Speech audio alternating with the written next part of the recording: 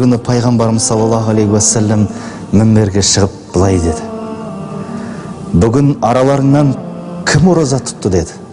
Сонда араларында отырған Абу Бакр: я Расулулла, мен деді.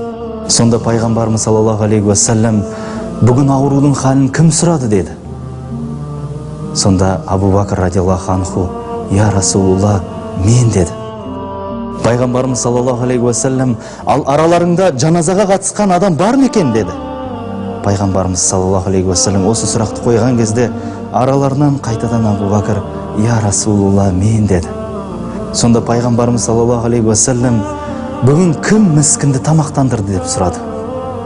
Сонда қайтадан Абу Бакр: я Расулулла, мен деді. Пайғамбарымыз саллаллаху алейхи уассалам: осы 4 қасиет бір күнде бір адамда ұштасса, ол адам жәннатта деді.